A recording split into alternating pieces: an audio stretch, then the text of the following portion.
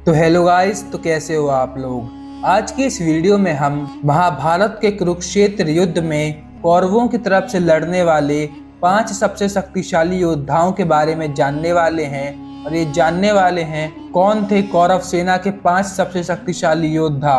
तो चलिए ये वीडियो शुरू करते हैं। जय श्री राम। नंबर 5, अश्वत्थामा। तो अश्वत्थामा महागुरु द्रोणाचार्य के पुत्र थे और ये काम, क्रोध और यम के अंश थे। और महाशिव पुराण के हिसाब से अश्वत्थामा को देवादिदेव महादेव का अंश अवतार भी माना जाता है।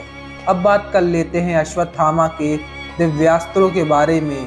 तो अश्वत्थामा के पास भगवान नारायण का नारायणास्त्र और भगवान ब्रह्मा का ब्रह्मशिरास्त्र था, जो कि ब्रह्मास्त्र से 4 गुना ज़्यादा शक्तिशाली होता था। इसके अलावा अश्वत्थामा के पास अग्नियास्त्र, वैव्यास्त्र, वरुणास्त्र और ब्रह्मास्त्र जैसे कई महाशक्तिशाली दिव्यास्त्र थे। अब बात कर लेते हैं अश्वत्थामा की शक्ति के बारे में। तो अश्वत्थामा ने महाभारत के कुरुक्षेत्र युद्ध में अर्जुन और अभिमन्यु को छोड़कर पांडव सेना के सभी योद्धाओं को युद्ध में परास्त कर दिया था।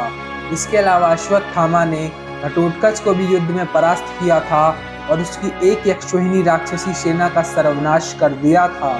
इसके अलावा अश्वत्थामा ने युद्ध के 15वें दिन अपने पिता की मृत्यु का बदला लेने के लिए पांडव सेना के ऊपर नारायणास्त्र चलाया था। और अश्वत्थामा ने अपने सिर्फ एक नारायणास्त्र के दम पर पूरी पांडव सेना समेत भगवान श्री कृष्ण और अर्जुन को भी घुटनों पर ला दिया था। नंबर 4, महागुरु द्रोणाचार्य। तो द्रोणाचार्य अर्जुन समेत 5 पांडव और सभी कौरवों के गुरु थे और ये भगवान परशुराम के शिष्य भी थे, जिस वजह से इनके पास असंख्य और अनगिनत महाविध्वंसकारी दिव्यास्त्र थे और अनेकों शक्तियां थी। यदि बात की जाए द्रोणाचार्य के अस्त्रों के बारे में, तो महागुरु द्रोणाचार्य के पास ब्रह्मास्त्र, ब्रह्मशिरास्त्र, नारायणास्त्र, पशुपतास्त्र, वैव्यास्त्र, वरुणास्त्र और अग्नियास्त्र जैसे असंख्य और अनगिनत महाशक्तिशाली दिव्यास्त्र थे। अब बात कर लेते हैं द्रोणाचार्य की शक्ति के बारे में। तो महागुरु द्रोणाचार्य ने महाभारत के कुरुक्षेत्र युद्ध में अर्जुन, अभिमन्यु, भीम समेत पूरी पांडव सेना को युद्ध में परास्त कर दिया था। और युद्ध के 13वें दिन द्रोणाचार्य ने चक्रव्यूह की रचना करके अभिमन्यु को मौत के घाट उतार दिया था। इसके अलावा महागुरु द्रोणाचार्य ने युद्ध के 15वें दिन पांचाल राज द्रुपद का भी वध कर दिया था। और द्रोणाचार्य ने महाभारत के महानायक कहलाने वाले महारथी अर्जुन को भी युद्ध के 14वें दिन परास्त कर दिया था। नंबर 3, महामहिम भीष्म। भीष्म माता गंगा और महाराज शांतनु के पुत्र थे और वह भगवान परशुराम के शिष्य भी थे। भगवान परशुराम के अलावा कई सारे ऋषि मुनि और कई सारे देवताओं ने भी भीष्म को अनेकों शक्तियां और अनेकों दिव्यास्त्र प्रदान किए थे।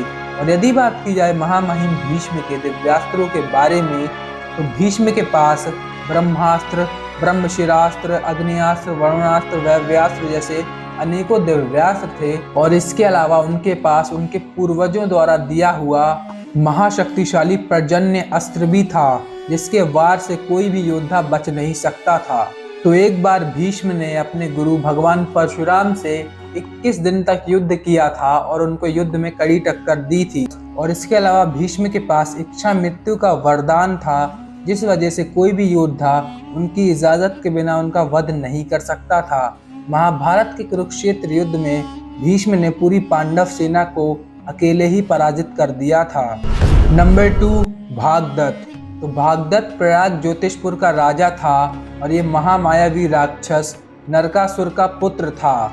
भागदत्त ने महाभारत के कुरुक्षेत्र युद्ध में कौरवों की तरफ से युद्ध इसलिए लड़ा था क्योंकि महारथी कर्ण ने अपने दिग्विजय के दौरान उस राज्य को जीत लिया था और महाशक्तिशाली और मायावी योद्धा भागदत्त को अपने अधीन कर लिया था। यदि बात की जाए भागदत्त के दिव्यास्त्रों के बारे में, अग्नियास्त्र, वरुणास्त्र, वैव्यास्त्र और ब्रह्मास्त्र के अलावा भागदत्त के पास अनेकों मायावी और राक्षसी दिव्यास्त्र भी थे। इसके अलावा भागदत्त के पास सबसे शक्तिशाली भगवान विष्णु का वैष्णवास्त्र भी था, जिसको काटना असंभव था और ये जिस भी योद्धा पर चलाया जाता था उसका मरना निश्चित था। अब बात कर लेते हैं भागदत्त की शक्तियों के बारे में। तो भागदत्त पूरे महाभारत के दूसरे सबसे शक्तिशाली योद्धा थे। महाभारत के महानायक कहलाने वाले महारथी अर्जुन ने अनेकों बार भागदत्त पर आक्रमण किया, परंतु वह कभी भी भागदत्त को परास्त नहीं कर पाए। भागदत्त के पास एक सुप्रतीक नाम का हाथी था और माना जाता है जब भागदत्त उसमें सवार होकर युद्ध लड़ने उतरते थे तो स्वयं देवराज इंद्र अपने वज्र को लेकर भी धरती पर उतर आए, तब भी वे भागदत्त को रोकने में असमर्थ थे। भागदत्त ने महारथी अर्जुन को 2 बार लगभग मार ही दिया था। उस समय भगवान श्री कृष्ण ने अर्जुन के प्राणों की रक्षा भागदत्त से की थी। नंबर 1, सूर्यपुत्र कर्ण। तो सूर्यपुत्र कर्ण सिर्फ कौरव सेना के ही नहीं बल्कि पूरे महाभारत के सबसे शक्तिशाली योद्धा थे। महारथी कर्ण भगवान सूर्य नारायण के अवतार थे। सूर्यपुत्र कर्ण को उनके पिता भगवान सूर्य नारायण से अमृत से निर्मित कवच और कुंडल प्राप्त हुए थे, जिनको भगवान श्री कृष्ण का सुदर्शन चक्र और देवराज इंद्र का वज्र भी काट नहीं सकता था। इसके अलावा महारथी कर्ण भगवान परशुराम के शिष्य थे और भगवान परशुराम के अलावा महारथी कर्ण को कई सारे ऋषि मुनि और देवताओं से भी अस्त्र शस्त्र प्राप्त हुए थे। यदि बात की जाए कर्ण के दिव्यास्त्रों के बारे में, ब्रह्मास्त्र, ब्रह्मशिरास्त्र, पशुपतास्त्र, नारायणास्त्र, वाशवी शक्ति, सर्पमुखी बाण जैसे असंख्य और महाविध्वंसकारी दिव्यास्त्र थे। यदि बात की जाए महारथी कर्ण की शक्ति के बारे में, तो सूर्यपुत्र कर्ण ने अपने दिग्विजय के दौरान पूरी धरती के सभी राज्यों को जीतकर अपने अधीन कर लिया था और दिग्विजय पूर्ण की थी। इसके अलावा उन्होंने भानुमति स्वयंवर में 100 से भी अधिक महारथी राजाओं को अकेले ही युद्ध में परास्त कर दिया था और महाभारत के कुरुक्षेत्र युद्ध में उन्होंने पूरी पांडव सेना समेत अर्जुन को भी अनेकों बार युद्ध में परास्त किया था।